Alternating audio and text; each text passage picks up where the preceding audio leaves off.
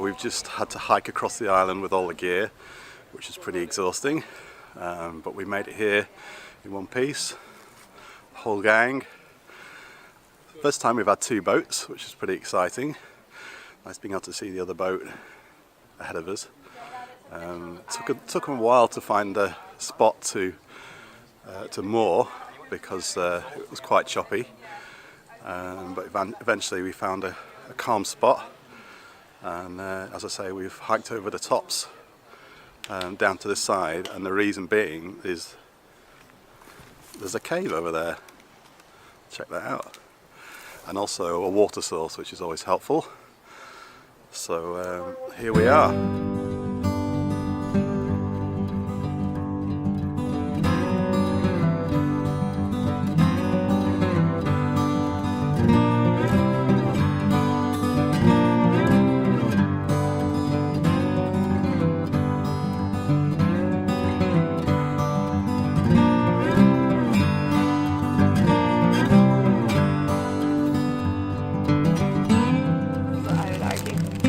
I think it'll be fine. I've been very careful with the meal that I've prepared.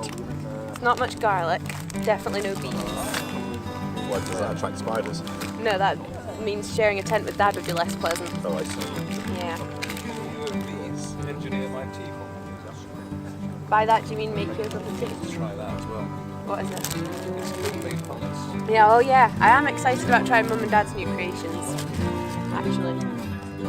So I thought I'd just talk about what I like to photograph and film when I come on these retreats. And really it's about the micro and the macro. It's about setting the scene, it's about getting the big picture, and it's getting into real detail, close up, and really showing off the elements of nature that a lot of people miss because they're too busy, or they're not really paying attention to what's right in front of them. But when you get up close, it's amazing the colour, the variety, the species that you can photograph and share with the world. And that's one of my passions, is to really show people what they might miss otherwise.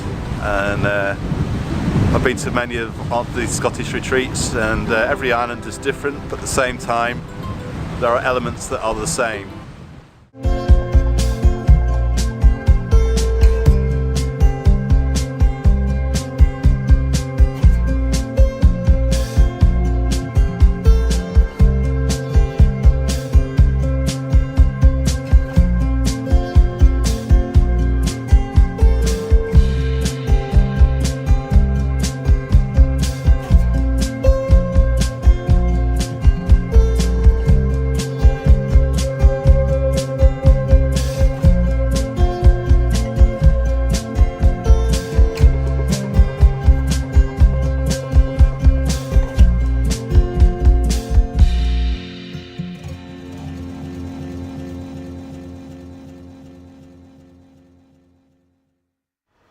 what I love about these Scottish Islands is, as you start to look more closely, there's a myriad of flora and fauna, and I love the little rock flowers that are scattered around the island, tucked into crevices, and they're not always easy to spot, and so you have to keep a watchful eye as you're wandering around, and take your time and not pace around the island, because that's really easy to do.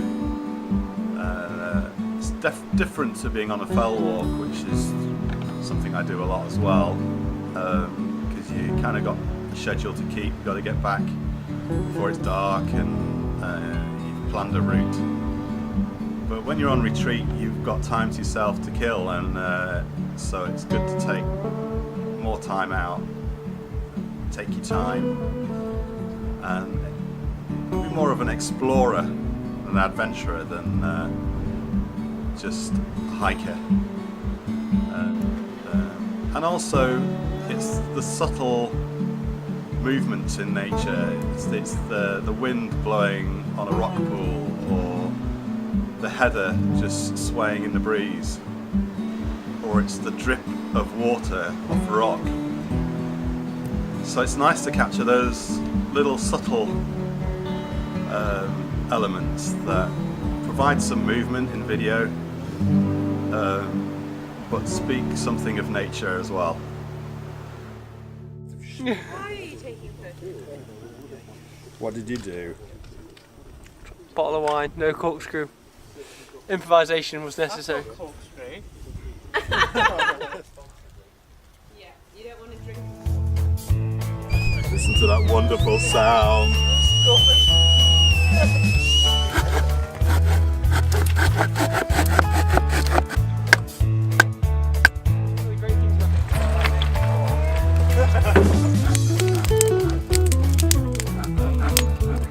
Put some trucks on it, you Bowie.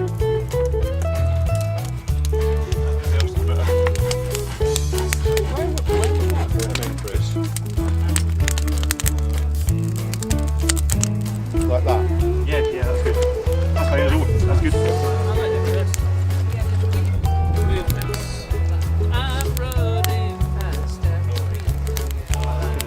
Two spoons.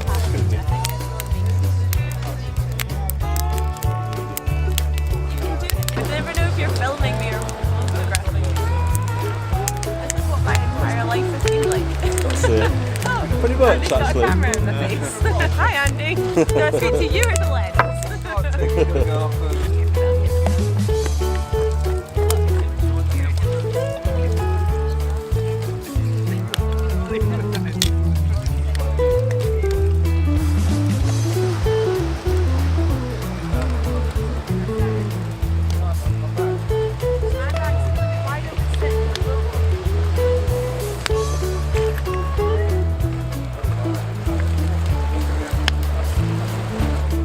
Rubber practice, the grip that you get from rubber, where you can really rip it in, is so much better. So when you get a proper grip, it just doesn't feel right. So I eventually have to use the seam as like a flicking, but flick it off the seam like that.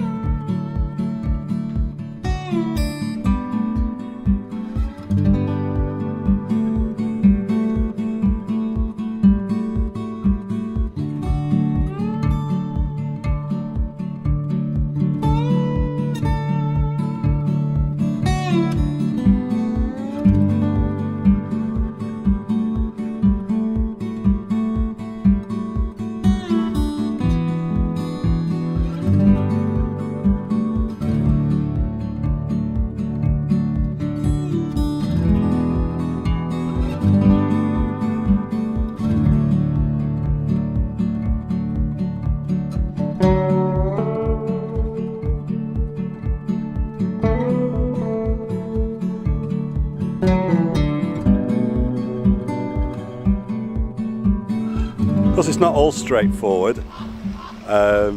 Every island has a battle between nature and what man does.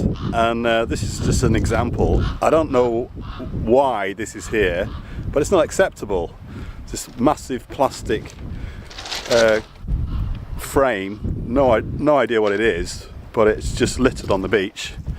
And then of course a whole bunch of plastic and ropes and all kinds of rubbish left by fishermen and just washed up from various different islands where people are just not recycling or disposing of their rubbish properly, and it's really sad.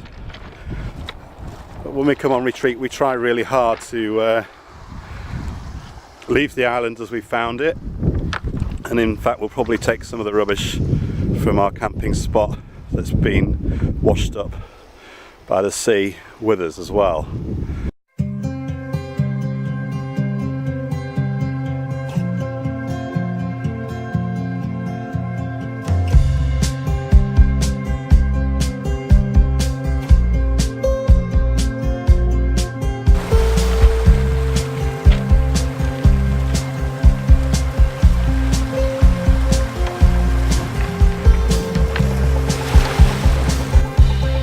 So some of my personal reflections from the weekend. I was saying to the guys earlier, I think one of the moments that I had was just doing some filming yesterday down by the sea, and I was stood on this rock and the waves just came in powerfully all around me. And the amazing thing was, I felt safe, even though I felt the real power of the ocean around me. And it was just like the power of God and the nurturing hand of God at the same time. And then I guess for me, some would say, well, Andy's too busy doing photography to connect with God. I don't know if anyone thinks that, but for me, it's as I connect with nature through the lens that I also connect with God. Yeah, it's just about the fact that God is all around you, revealed through nature, that for me is a calming, reassuring, peaceful thing. And I guess when you're calm and you're reassured, you also are open to the other things that require some work.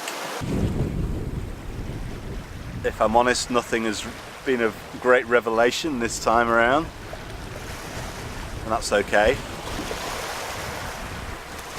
And it actually is okay. I don't feel the pressure that perhaps I did on the retreats in the past to have some great revelation. For me, it's just about downtime, about reconnecting with God and with nature. And if God reveals something significant, then that's great, but that isn't a disappointment if He doesn't. I'm just glad to be here and just glad to be breathing sea air and taking in amazing scenery. The light changing all the time, and